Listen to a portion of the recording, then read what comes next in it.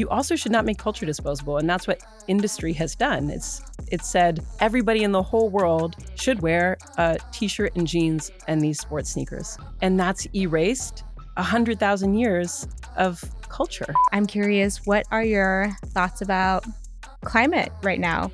Okay, that's goodbye. Why are runways so white? How come all the fashion houses got switched around and now all the head designers are white men? Great questions. Those things are not a trend. They're white supremacy. They are fascism. When we label them in the kind of like chill fashion language, this is such a chatty conversation, we take away the real violence of what is happening and what we are complicit in.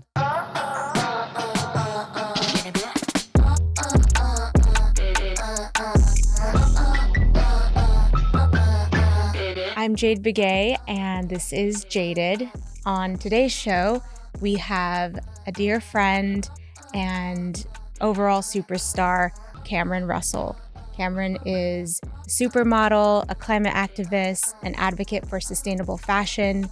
She has been on covers of Vogue and modeled for designers like Prada and Calvin Klein. You may have seen her in her TED Talk, which has over 40 million views. And on today's show, we talk about fashion, climate, and the end of the world.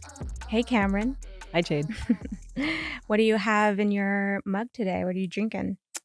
Apparently, blueberry chamomile tea. I haven't tried it yet. Ooh, okay. Let's give a little taste test. Let's find out. I'm drinking a little tea, too. It's good. Worth the hype? There's a lot of hype around this There's tea. a lot of hype around it. Tastes good. Okay. You're a tea person, right? I love a beverage. Tea, coffee, water, juice. This is honestly a little minimalist for my average beverage situation. I usually have my sparkly water, a tea, like regular water, and all then at once. And then like a fun thing. 4 things at once. Like a kombucha or something. Oh yeah. I think it's like lined up on your desk just to it's mix definitely and like a match. thing. Okay. You've not caught on to this thing? So my sister has this thing where she goes, I'll take my coffee how I like it. You know my order to me when I say, oh yeah, I'm bringing you something. The way that she likes it is whatever is on offer at the coffee shop, she wants a little of everything. A little oat, a little almond, a little half and half. Oh, that's a little simple syrup honey. And she thinks she's overboard. Getting her money's worth, I guess. That's like the kids who like go to the fountain and get like mix or orange soda, Coke, Dr. Pepper, all of that. Well, yours aren't mixed. It's one of each next to each other. Okay. Yes.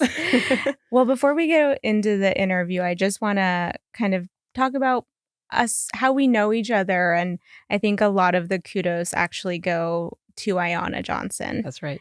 I believe we met on a project, and then eventually we were doing chapters for her book, right? Yeah, I think that's right. Yeah. And an Ayanna project is always, thoughtful. And then she's always thinking about what are the vibes? When are we going to hang? Yes. Who are we going to meet? So yeah, she's a beautiful curator of vibes. And and that book was such a testament to that. And remind me your chapter title for Ayanna's book. What if we get it right? I think it's called Dear Fossil Fuel Executives. Oh. I was trying to be very empathetic. I was in my most empathetic self in that chapter. How did that go over? I wonder if any of them read it. I should have sent it as an actual letter. That probably, You should have. I should have. Okay. Well, I think I have an assignment. You have plenty of time. I mean, speaking of, I think her book is like truly a work of art. But given we contributed to this and we met kind of in that sustainability, climate space, I'm curious, what are your thoughts about climate right now? The climate work happening and okay, that's goodbye. This is a video podcast. I know. I'm like, okay. Oh my God. You're on Jaded, so you can feel all the feels, the real feels about this particular issue. I mean, I think we have to be like speechless and in grief. Mm-hmm. I don't know if there's like a hot take for the internet there. No, I don't. Um, I don't think we need a hot take necessarily. I just think that's spot on. And yeah, I've been devastated, to be very frank. I mean, yeah, I've over this past year, I've seen policy funding that I've spent the last 4 years working on just disappear, meaning like real communities. For example, like communities I was working with over the last few years in Alaska who desperately needed that funding to survive, like literally stay afloat, lose it early this year. And, yeah, being like an messenger and an advocate for those folks, and also needing, like, having to be the one to tell them, like, oh, this is not happening anymore. And so I feel that, like, very much so. yeah. Yeah. I've been trying to like, I think all of us are trying to like make meaning in this moment, you know? Mm-hmm. And so I've been trying to figure out like what metaphor or what understanding of what's happening is a way through for me personally that will keep me grounded. And I actually, now thinking about Ayana's work and bringing her into this conversation, even though she's not here, Yes. you know, climate work and really like all organizing work that is grounded in community and interdependence, that feels like as much as we can lose resources and funding and attention and all kind of things, you know, if your work was always grounded in being able to see each other, being able to see the constellation, Mm. that still can serve as a guide, you know. Mm-hmm. Um, and I also think about, now that earlier we were talking about cosmological metaphors, I think about Just some light pre-podcast interview yeah. talk. I've been thinking about this metaphor around just dark matter and dark energy, that when Vera Mm. Rubin discovered it, the Nobel Committee was like, there's not enough evidence. But Mm-hmm. now, fast forward to today, we understand that 95% of our universe is dark matter and dark energy. And that's what holds us all Mm. together. And so I think about the work that we are engaged in and the work of so many people in sustaining life. Mm-hmm.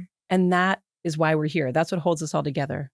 And the violence that's so loud, Mm. that's the 5%, because we wouldn't be here without that abundance. Right. So I'm trying to 1000%. like, okay, maybe I can't see it all, but I can know it, or I can, you know, yeah, I'm trying to sit in that interpretation. Yeah. And also just kind of leaning into that a bit.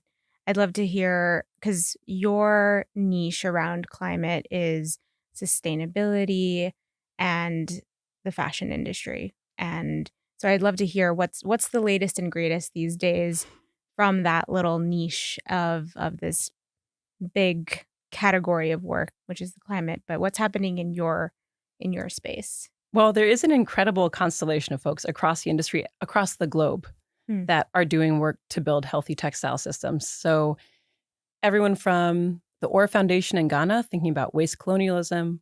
What do we Mm-hmm. do with these huge secondhand markets? How do we support and follow the leadership of people working with secondhand garments? How do they train citizen scientists to actually figure out where is all this trash coming from and then hold companies accountable? They have an incredible campaign for just anyone to write a fashion brand and ask them to Mm. publish their production volumes. Oh wow. So I think of them. I think of Rebecca Burgess and Fiber Shed and the movement they started to do, local regional fiber sheds, so soil to skin to soil, that has bloomed and is a resurgence really of how we used to live for most of human history. Mm-hmm. Um, that's in California. She's in California. I think of here in New York, like Fab Scrap that's rescued 2 million tons, I think. Well, maybe 2 million pounds. This is okay. Yeah. Wow. Not a We'll scientist. we'll A fact lot. check later. 2 million something from going into landfills, basically by saying to the fashion industry in New York City, all those remnants, because we don't even think about that when we think about what waste, like the fabric they order that doesn't become a garment. Mm-hmm. Send Oh that all yeah. to us and we will help make sure that it's used and redistributed. Mm. Um, I so love 3 that. examples of just so many people who are really trying to do the work. Um, and create alternatives in a system that's very challenging. And, Mhm. something I think about in fashion is that to create an alternative, you have to be thinking about so many things, like, yes, environmental sustainability, but and the extraction of the earth, but also people and Mhm. in the way that the industry has relied on gendered labor and racism and colonialism to extract. And so people creating alternatives are just really creating liberated ways of being in so many dimensions. And that kind of leads me to your work around this exhibit or this art show you curated? So with my collaborator, May Tao, and I, we're kind of like a little bit of everything. I would say we're artists, we're researchers, we're curators, Mhm. she's a photographer in most of her life. It started about 3 years ago. We visited my grandmother, and she was an artist of everything. Mm. Nothing in her life was not art. She would find a Slurpee cup in the gutter. She would take it home. She would paint it with acrylic paint. She would dig dirt out of her yard. She would Mm. get she would pluck what other people might consider a weed from the sidewalk. She would pot it. And so Mm. everything was art. Everything had the possibility for art. Her canvas was like her walker, her commode, her trash can. So we went to photograph her and spend some days with her. And when she passed 2 years later, I was looking through her work, her papers, her photos, and I found this resume she'd written in the 80s.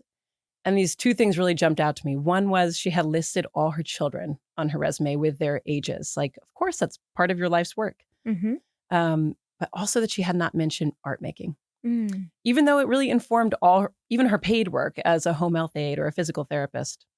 And so May and I, who have been talking about from that seed, like, this is a bigger piece of work. What is it? Um, that helped us think, wait, how about the art that caregivers are making everywhere for Mm. audiences that are normally just in the home, don't extend past the home or the bedside or the classroom? Mhm.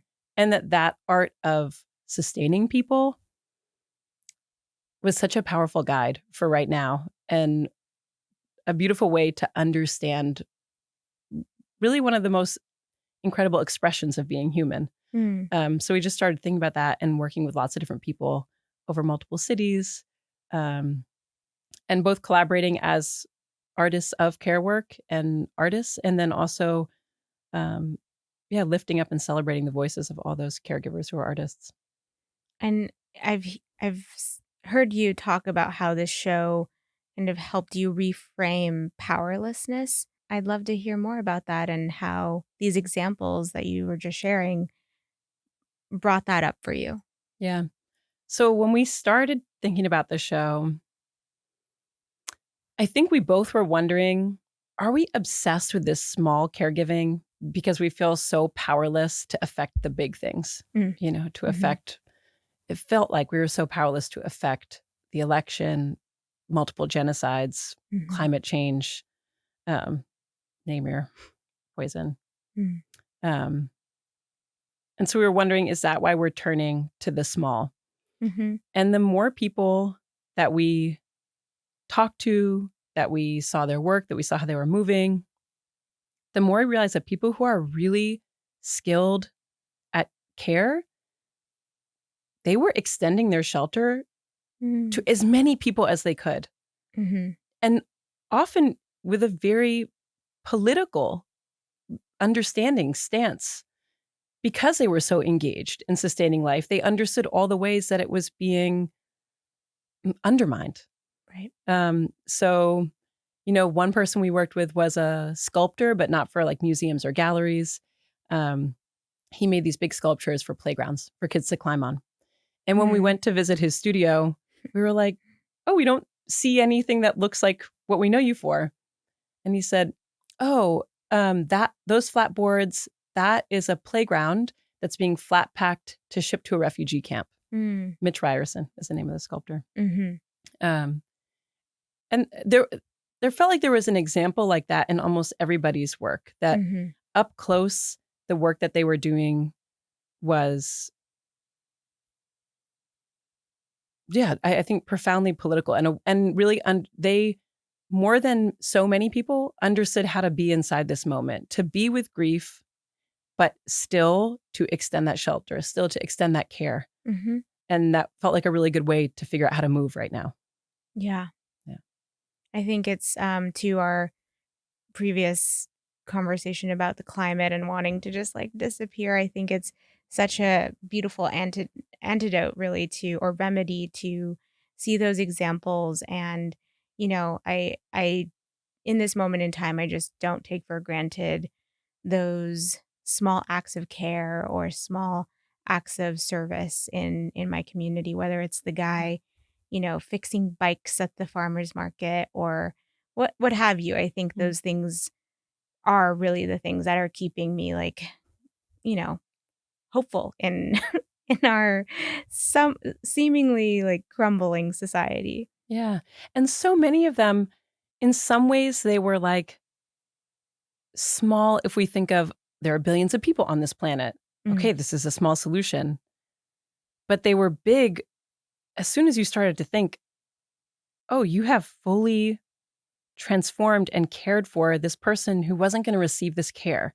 And now that mhm, whole life, that whole universe can bloom out into the world. I'm thinking actually of one of the most recent projects that we did. We helped run a summer camp with Dora Rodriguez in mm, Tucson, Arizona mm, for children of families seeking asylum. And we were making work with all the kids, but also of a lot of the caregivers, both in Arizona and across the border in Nogales.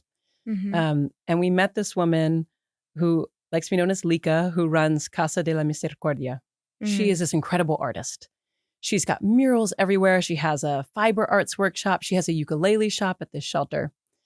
And she has the artist's imagination because where the whole shelter came from was her seeing lots of families living in a cemetery because they were being kicked out of a shelter after 3 nights. mm, She said, well, I could probably rent a big house. It'll be broken down, it'll be dirty, but I could rent a big house where we could all live if we all pitch in. mhm. And she said, what if the rules are that nobody is turned away and nobody's turned out? And then COVID happened and she ended up having 300 people living together.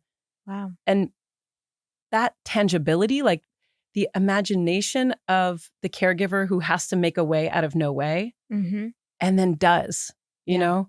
know? And that feels like that's really where we are in a global sense, but even on the small sense, like, well, what can I possibly do? Mhm. But then making something out of nothing is really what our option is. That's our task right now, Yeah. truly. Well, I want to segue to another project you've been working on, which is your book. This was your first book, right? Yes. Yeah. So I read that you had framed the book as you kind of made it akin to modeling. Tell us about that. Why is writing a book or putting out a book like modeling? So the book is called How to Make Yourself Agreeable to Everyone, which is a Mhm. quote from Cassius Dio describing Cleopatra. It's sort of the Mm. provocation that one of the ways women have reliably accessed power for maybe as long as 2,000 years is by being agreeable. Mm. And when I was writing, at first, I think I was writing to try to escape some of the work work that I had been doing as a model. Mm. And as I started to write, I started to think, wow, this is actually very similar labor. It's sort of an effective labor. I'm thinking about how is this going to make someone feel? Mm. How are they going to receive it? And then wanting to be agreeable to be legible. And so, yeah, I think in that way, those two things started to feel parallel. And then in the book, I tried to play with that. So the first half is a very traditional memoir. It's like a traditional timeline Mhm. and a kind of coming of age. And then the second half of the book, I just tried to do whatever I wanted, which was spend a whole chapter with this woman from the 19th century who was the most photographed woman of the 19th century named Mm. Virginia Oldewini, which Mhm. was do lots of research and just be a researcher for a second, Right. which was like, be a poet when I felt like it, even if it was totally unrelated. Um, and also try to tell a story that as a lived experience was very much polyvocal, right? Like we are influenced by and we become by everybody, by being one of everybody, by understanding who we are in community and learning from other people. But traditional memoir often is like, this is me. This is Yeah. what I learned. This was my challenge and this was my solution. Um, And this is my future. I'm this running is for my future. president. Right. And so I kind of wanted to like break away from all that and just be in every model memoir I could get my hands on or Right. whatever it looked like. Yeah. Well, you also said you wrote to reconnect with your body, intuition, your community, and your soul. And I'm just curious, was that achieved through writing the book? I'm done now, Jade. Yeah. Fully healed and evolved. Okay. Yeah, I mean, I think in a way, I think slow art making, for Mm. those of us who have the privilege of being able to do that, that is a really beautiful way to do those things and to Mhm. be reflective and, have time to read and write and think in a longer form, longer than, a 30-second clip on the internet. Hmm. That is a beautiful way to evolve and grow. Um, yeah. So I feel like that's true. I don't feel like I can check that off my list. No, but like you said, it's the process of it, even connecting with Virginia Mhm. or, the book tour aspects. Like I think getting the opportunity now then to connect with, or even in the process, Yeah. connecting with more community and reflecting, I think yeah, I would imagine it would be very healing after all the work you've done. Yeah. I don't know. I think what can I say about I think I wrote a book mostly because I was genuinely confused myself about the decisions that I was making, Mm, the how do I make meaning out of this work that I was doing? And how do yeah. I n- do it better? Yeah. Um, and just feeling like, okay, I can go along with a lot of this system if I just dissociate or don't think too hard or Yeah. just perform. I feel very comfortable performing and, I'm everybody's friend. That's chill. Yeah. Um, and I think I can actually be everybody's friend and have a critical gaze on the systems that we're living inside. You Um, have to. you have Yeah. to. Yeah. Yeah. So I just had to really, I think, just take a step back to be able to marry all those parts of myself. I'm curious about those parts that felt confusing and like you had to dissociate. I think a word that you used and that came up in the book too was this idea of being disposable or disposability. Hmm. And can you talk about that experience in your modeling Yeah. career? Um, yeah. I mean, I think this actually kind of connects to climate as well. I was gonna ask because I think the way we treat either each other as disposable is also a reflection of like how we are, we treat material stuff or stuff as disposable. yeah. So in fashion, I mean, I kind of think fashion has gone beyond normalizing disposability because Mm, it's normalized it. it's normalized fully. The thing that's almost like the most insidious, the thing that I'm like, oh, I'm like part of that. And how do we get out of that? Is that Mm, it's made disposability aspirational. mm, Um, and I think the way out of that is to sit with what disposability really means when it's is not just a plastic pair of jeans. But if you throw that out, then you're saying the person whose labor went into it doesn't matter. Because in order right. to throw it out so often, it can't cost very much. And in order to throw it out, we have to not really care where it ends up or where it came from. Um, and all these other pieces, which really ultimately are actually not an indictment of the person who throws the plastic pants into the trash, but of the companies selling us that and making that aspirational and what it takes to make those pants disposable, which is a lot of their decision making to make people and planet disposable and actually really culture disposable, which is one of the most heartbreaking things that I think we don't even because we're in Mm, a order of survival, okay, you shouldn't make people disposable, probably shouldn't make the right. earth disposable, but you also should not make culture disposable. And that's what industry has done. Yeah. It said everybody in the whole world should wear a t-shirt and jeans and these sports sneakers. Mm-hmm. And that's erased 100,000 years of culture. Mm-hmm. And how do we know, how do we have a memory of where we come from? How do we know where we belong?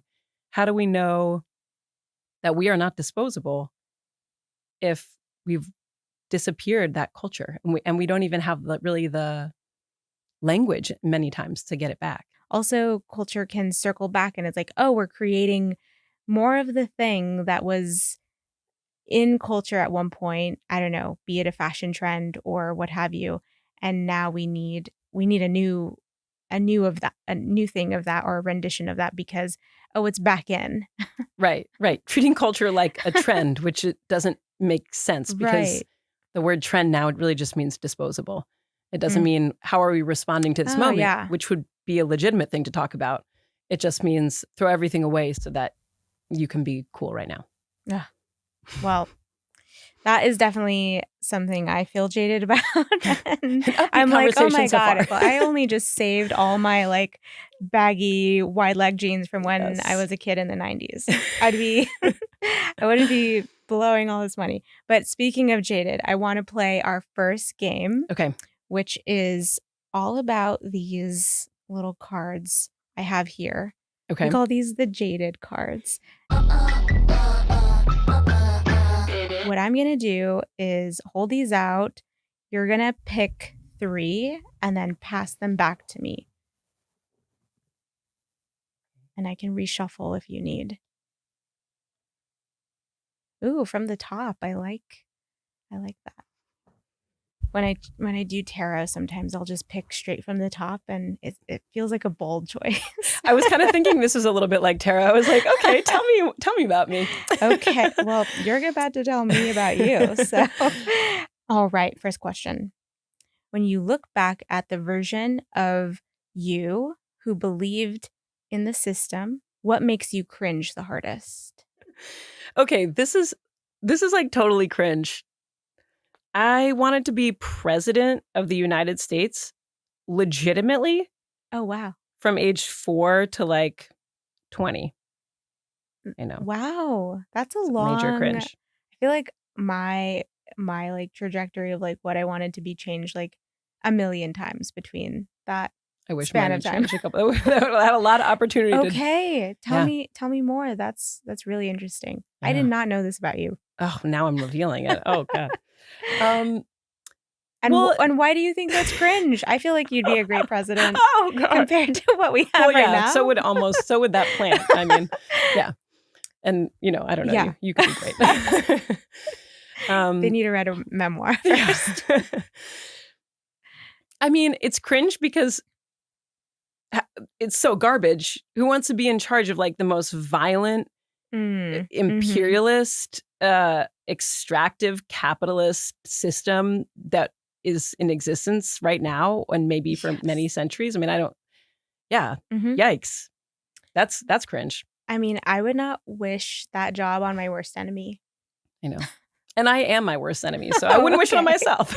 Wow, jaded. If I give myself like a lot of grace, I think as a child, I loved local politicians and local organizers and the fun that they made in my community. Like there was like a art in the park day and all the kids would come from across the city and there was like 50 art projects and everybody would get to do it. And I was like, well, this is the best. Who did this? Who put this on? I like volunteered for a state senator's campaign and I loved it was like one of the few moments where I felt like, oh, this is so intergenerational because everybody who's sitting around licking these envelopes is my age, 14 to 80. And we're just chatting. And I don't get to be in community with many 70 and 80-year-olds in my community. So that's like, I think the feeling that I was thinking about when I was like, I want to be president. And then the part that's cringe is that I believed because of our miseducation system that's how change was made. And I think doesn't matter where on the political spectrum, like that is the overwhelming narrative that we are taught, from, I mean, we credit so many things to a couple figures, but as soon as you dive into, say, civil rights, you see, wait, look at all these women who are holding it up and they don't have days and they don't have, they're not one of the 5 people we teach in public school. Or just when you look at even like political victories, as soon as you peel back like 3 things, you realize it took tens of thousands of people organizing Right. to make that possible. I was actually going to ask, like, how now, knowing all that how does change happen? Well, so when I started to become... I think we need a reminder because I think people are forgetting because they're like, oh my God, we're just tanking. Yeah, right. Well, maybe that's okay.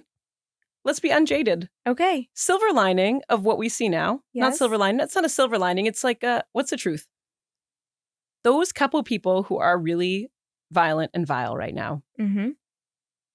they have the power to destroy life. Mm-hmm.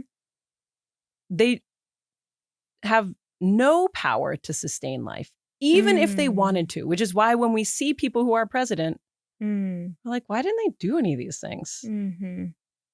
And that is because one person can't do those things. It's just not possible. They can't turn the whole ship around. Yeah. Yeah. Um, I think that's why, there's this past year, there's been a lot of like anger and frustration around like, oh, well, what is holding back like the people when when our side, quote unquote, whatever we want to call that, the progressive left, the left, whatever, why can't we make things happen as efficient as, the current administration? It seems like it doesn't seem in the first 6 months, 3 months, they just did so much harm so fast. Yeah. And I think some people were like, well, if they can do it that fast, why can't we create positive change so fast? And Yeah.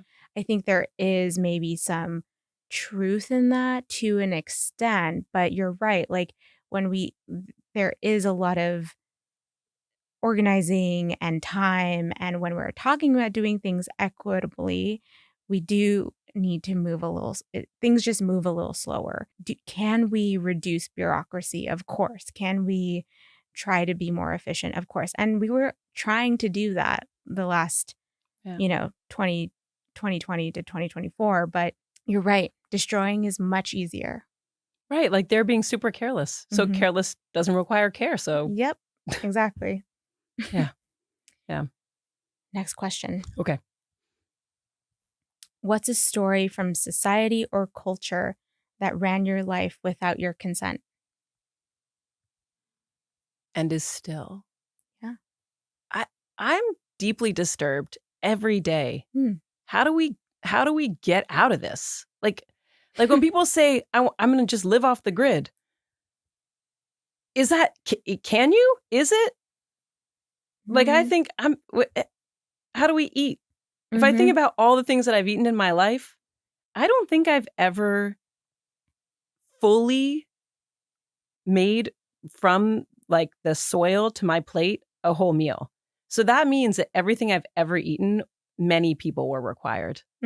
And those people were mediated by systems that were extractive. Yeah. Well, I think we both know that that's like a fantasy, like an individualistic fantasy. But there's also a fantasy about like, oh, like, fuck capitalism. I'm just going to go off grid. Well, it's like, okay, are you going to have power? Are you going to have batteries? Are you going to like, Right. like fully? Are you Right. fully going to do that? Yeah. I lived somewhat off grid with my dad as a child or growing up. And we had all kinds of man-made products all over the place that came from Walmart, that came from, Home Depot or whatever, the hardware store. And like you said, like we were not self-sufficient in the way that I think people kind of create a fantasy around. Yeah. And then when I think about the off-grid that's our dream. Yes. I'm like, it's off-grid for everybody. Like that's how we win, is that we decommodify food. How do we do that? I don't know. I don't know how, but I actually do think there are people who do know. Or, like during COVID, and we saw that mutual aid could so brilliantly redistribute resources on a scope and like directions that we did not realize could happen. That's sort of an off-grid, or that's sort of how do we move this outside of all these systems that are mediating our basic needs? I just think of that all day long. Yeah. That's a lie that we're all living inside. that it's easy to do that, or that is not Well, that to accessible. survive, we just have to be part of all, it's very difficult to not be engaged in so many, and be complicit in so many brutal systems. I mean, even by our citizenship, where we pay taxes to, or that we earn money to buy food, how wage labor works, or Right. So I think in some ways we're just living inside a myth at all times. And how do we get out? You could say I'm jaded. Yeah, I wonder why I called you in, Cameron. Oh, no. I promise to be uplifting for the next 15 minutes only. No, we do not need that. We're done with that. We're done with that. That's why we're here. We've moved on. We've accepted. We're embracing. Yes. We're embracing the Yes. jadedness. We're sitting it down with us, right? Yeah. Okay. There's this incredible organizer I know, Jess St. Louis in North Carolina. And she said right after the election that she felt like her main work was to get people to somatically in their body ground in their powerlessness. So they didn't like dissociate to false hope, like 4 years will be fine, or be like so overwhelmed that they just sort of become like nihilist, like there's nothing I can do, you know. But to really like sit inside that powerlessness. And so I think your show is an invitation to do that. Well, Thank you. It's part of it. This is meant to be more cathartic, but I think one of my longtime teachers, who is now the late Joanna Macy, also taught people how to do that with some of her books and writings and group facilitation. And honestly, I don't know where I'd be without her work, and I don't think I'd be so. I consider myself a bit grounded, even though, like, you know, especially when I'm really focused in the climate space, like the news is just bad every day. Yeah. But I think because of that work and having those tools, having those resources and community around how to move through anger, apathy, all those things that come up and arise and emerge, because like they just do, it's inevitable. I don't know. Yeah, where I'd be. I forgot the last sentence of Jess St. Louis's teaching, which was that when you can sit with your powerlessness, then you realize what you need to do to build power. So that's what we're about. I'm sorry for ending on the wrong note. Yeah. That is what we're here to figure out how we build power. Yeah. Go us. Cheers. Cheers. Blueberry cheers. A tea cheers. It's a strong All right. Last question from the Jaded cards. Okay. What's an experience that made you a bit more self-aware? I think the one that comes to mind is having children, because I had not experienced in my life in the depth before that a lot of unwaged labor. And so having children, gestating a fetus, birthing a child, nursing, raising, was an immense amount of unwaged labor and unsupported by all the systems that we live inside. And that was very clarifying for how I understood how broken these systems were, how I understood where I might look in history and in current moment for people who knew how to move outside these systems. And also help me clarify, I think, what was fulfilling and exciting when I was outside these systems. You know, I adore my children. I adore, like, when I'm with our kids, I'm like, you are both wildly challenging, and I've never been more tired in my life. But a common experience I hear from parents. But also this work is so skilled. I am like endlessly challenged by it. And then you figure something out, and you can figure out incredible creative solutions, and you can fail, and your failure, when you fail, you're like, oh no, this is a human life. But, it just made me see across the world how much profoundly skilled labor we were ignoring. That's only one example of that. But that there are so many people who are not being paid, who are not being celebrated, who are not highly visible, who are deeply skilled and know what it takes for us to survive. And that experience on a micro level, but of just seeing how real that is hour to hour, that you could do something 24 hours a day and with no support and no education and no, and that you would have to build up that knowledge. I just started to see that everywhere once I saw it there. What you just said and this story just gave a whole new meaning for me for the term going into labor.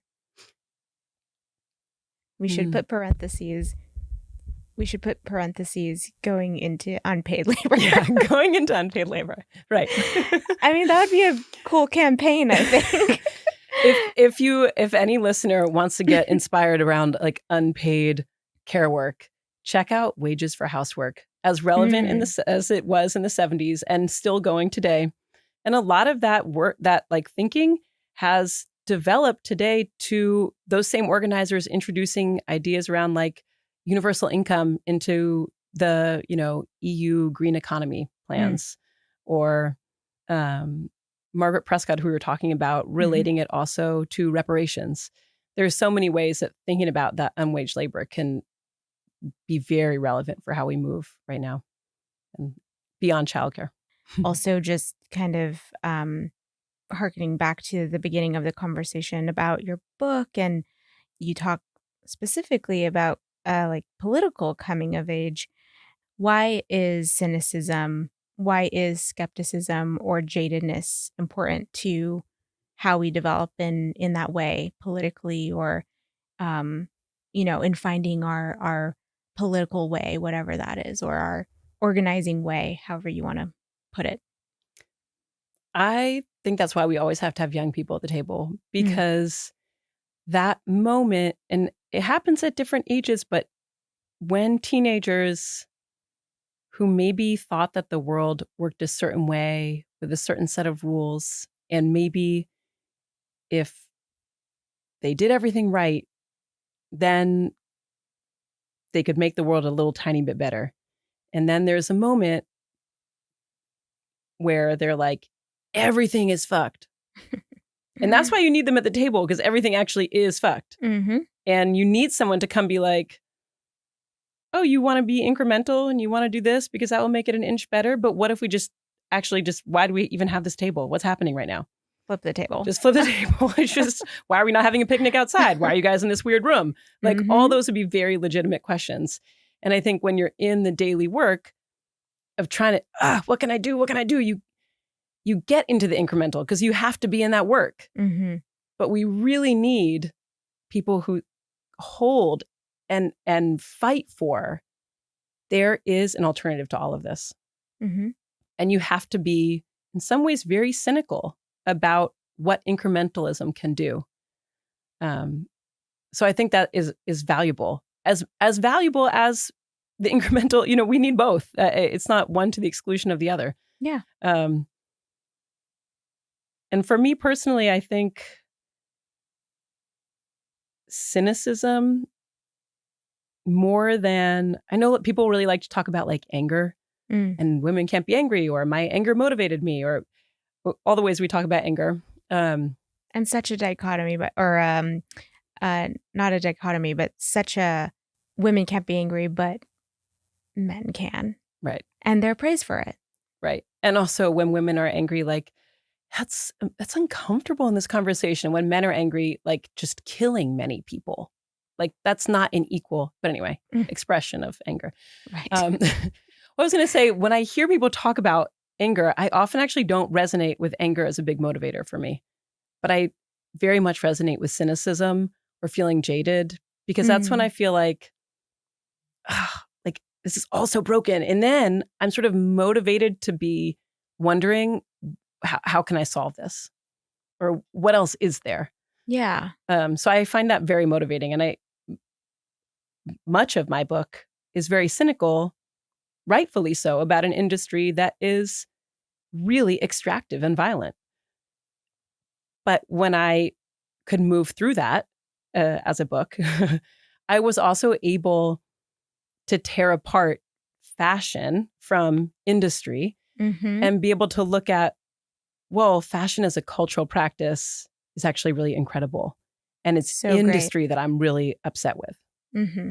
But I had to move through the cynicism To discover. to figure out, well, wait, which parts of what we're talking about or what brings people to this Yeah. or what it feels like to wear something on our body, which parts of those are useful and beautiful and pleasurable? And then what has industry stolen in that? And actually, I think fashion as a cultural practice, we need to revive it. It's so important. And especially in this moment where everything is online and AI and whatever, like we got to return to our bodies. And fashion is a Yes. really beautiful way to do that. Oh, I'm so glad you said that because, yes, I don't want it to get lost in our cynical sauce that we're like anti-fashion. Yeah. I think it's just, we just need to be a little bit more critical of how we do it. And industry, of course, is, like you were saying, kind of trying to make it appealing to do this form of fashion that's disposable, that's bad for the planet, et cetera, et cetera. But, fashion is such a powerful tool in a lot of our power building work in making statements. Yeah. And, when I think of I'm going to go human history for a second. Please. We got written word, I don't know, 5,000 years ago, something. Mm-hmm. Someone can fact check me. So. But fashion, textile, that's like way further back. That's tens of thousands of years back. And actually the first garments, they weren't even utilitarian. We weren't trying to cover ourselves. We weren't trying to stay warm. We weren't trying to stay out of the sun. The first garments are these kind of things that were worn covering neither this nor this, just right here. And they were sort of to protect gestating bodies and had ritual or cultural or spiritual relevance. And so if we think before writing, we had this other way of remembering, of sharing, of learning, of all the things that expression does. And then when we think, we have just erased all of that. And so much so that most of us we can't even speak that language anymore. I mean, you go back, I don't know, 400 years, most of us were probably weaving our own fabric. And if you look at the way that fashion is treated in the academy as totally superficial, right? Like we have no inquiry into what was this language that mostly women were speaking because it was people who gestated, who could sit and weave and sew garments. And so we've lost a feminist archive that's tens of thousands of years old. Wow. So glad you brought that. Yeah, like some light. No, I'm learning. That was really helpful context. Before we finish with our last game, I just have one last question. Speaking of you kind of being a cynical icon in the fashion world, you did a TED Talk in 2013, just about, right? Maybe even earlier. I was very young. I think. Okay. Yeah. Is it 2013 on the internet? internet? We have some fact checking to do. Okay, great. But I believe that's what I pulled. It was called Looks Aren't Everything. Believe me, I'm a model. And it highlighted how good looks, or as you put it, the genetic lottery, can determine a lot about a person and give them certain privileges. And I'd just love to hear your thoughts now on kind of the way that's playing out again in fashion. And there's kind of a backtrack. We're seeing, speaking of genetics, like brands kind of do these weird play on words about genetics and kind of alluding to supremacy. And there's like, as we know with, the horrible immigration policies, there's so much profiling right now, which is based on looks. Yeah. And I'd just be curious, like from your views from 2013 to now, what's your thought on the backtrack there? I feel like I have seen lots of takes that are sort of, why is this out of trend? Or why are we trending in this way? Why are runways so white? Why is there no more diversity of anything in our fashion pages? How come all the fashion houses got switched around and now all the head designers are white men? Mm. Whatever they're talking about. Great questions, by the way. Great questions. Those things are not a trend. They're white supremacy. Mm-hmm. They are fascism. Mm-hmm. You know, all these things, when we label them in the kind of like chill fashion language, this is such a chatty conversation, we take away the real violence of what is happening and what we are complicit in. Yeah. And so 100%. I think the same thing. Yeah. It's, we may have had moments where we thought we were winning at the DEI agenda, whatever, or, you know, I think there's even, you know, maybe a self-critique as an organizer too. I'm like, you know, what were we not getting right in those moments where we thought we were making progress, and how quickly it can be backslid, or how quickly we can be reminded that, oh, we weren't shifting culture. We were, I don't know, maybe we were talking in a bubble or something. Yeah, I mean, I also like to believe that there's a longer picture of what's happening, and what we see right now is maybe not what's happening for many people in their heads, in their hearts. Exactly. Well, we're gonna finish with one more game. Oh, okay. I love it. It's called Shade with Jade. Okay. So we're gonna put on some sunglasses. You ready? That's what these are for. That's okay. what these little green shades are for. Oh my God. Oh, you look so good. Wow. I should have been wearing these the whole time while I said shady things for the last hour. Well, you know, Cameron, you just knew how to bring it. All right. So I'm just going to throw out some questions, and you can throw your shade. All right. Worst fashion trend of late. Speaking of trends. I'm going to be so shady right now. There's been all this discussion because in Paris, they put people on the runway in these dresses that had no arms. They put these funny like wire mouth things that held models' mouths open. And then everybody was like, oh, wait, does fashion hate women? And my shade is, what? Are you asking that question? Like, we are going back to proto-capitalist Europe when women were kicked out of linen guilds. Capitalism happens, wage labor happens, and they're like, oh, you want wages? Cute. You can work in a garment factory for no money. And then slavery, and then colonialism, and that is how the industry was built. So does fashion hate women? Is this my shade is, why are you asking that? That's all the industry is.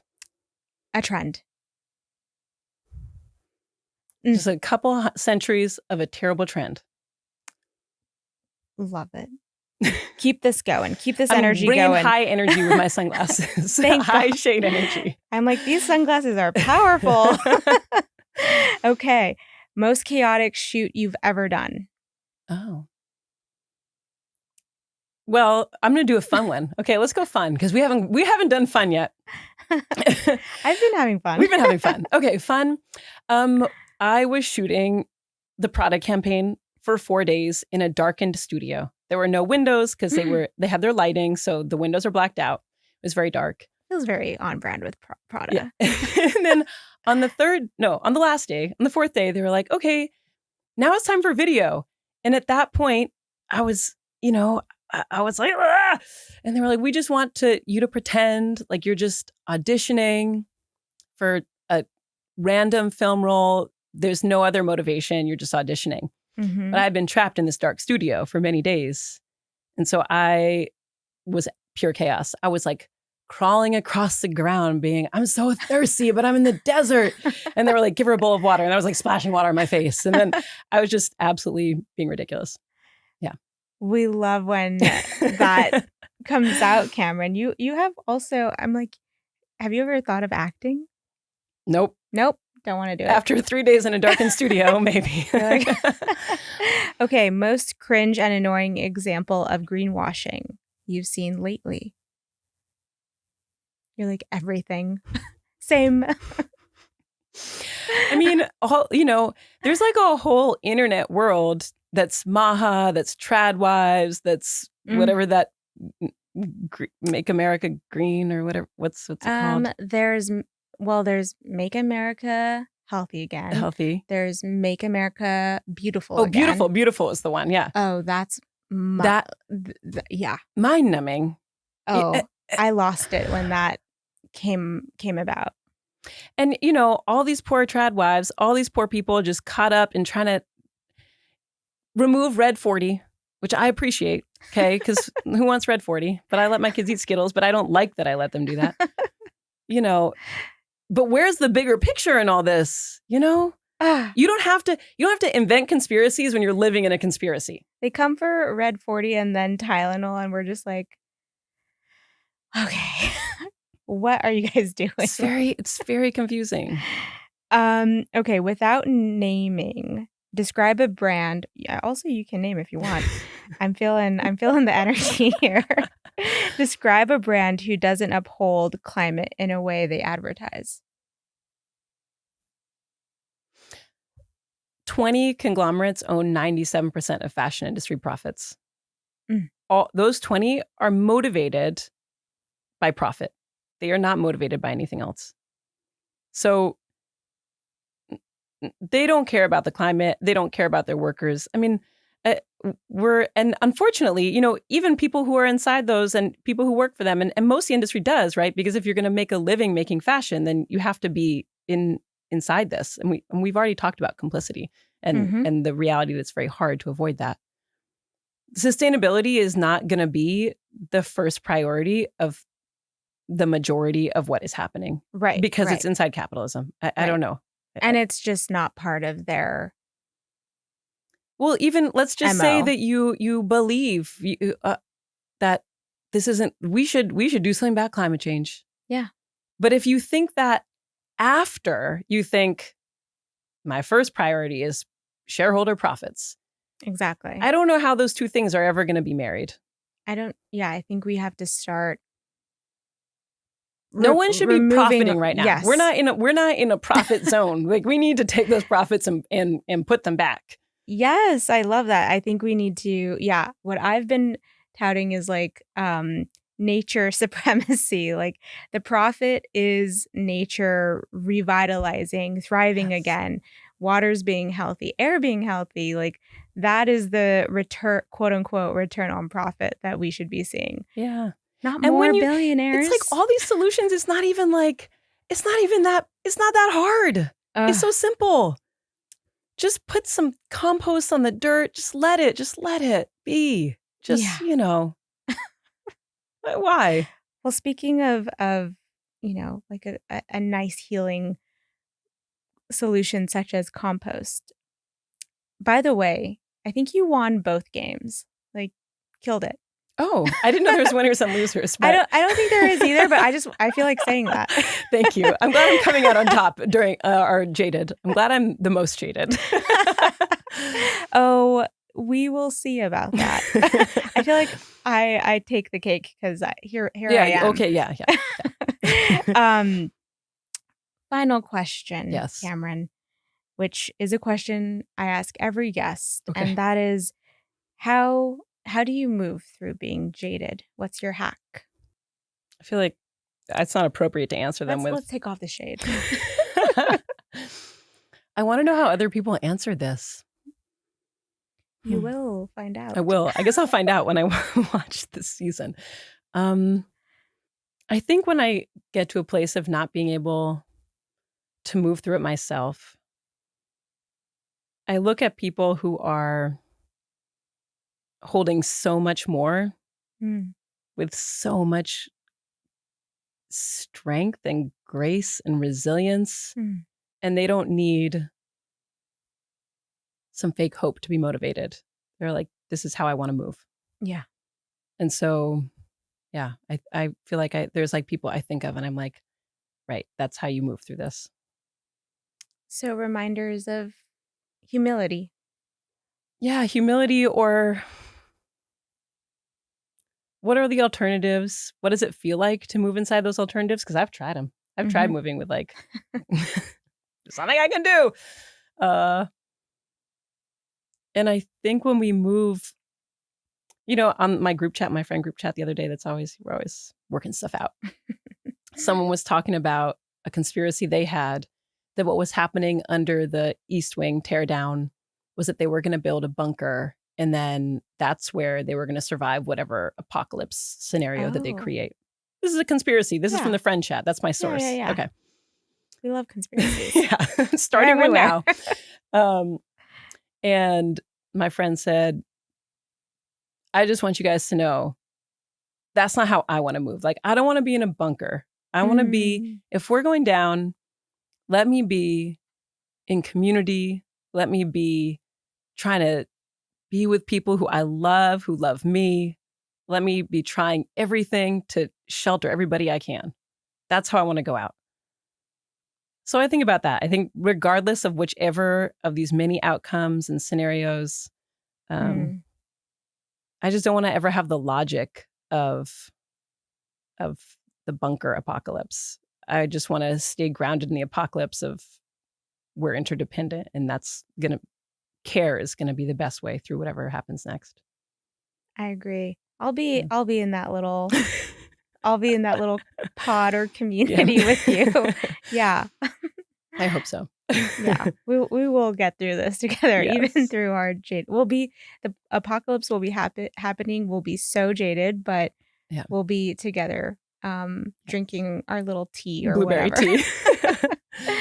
Well, thank you so much, Cameron. Thank you, this has been so much fun. Yeah. It was so lovely to be on your podcast and just have like this outlet for all of my shady thoughts. I hope it was a little bit of a release. Yeah, it totally was.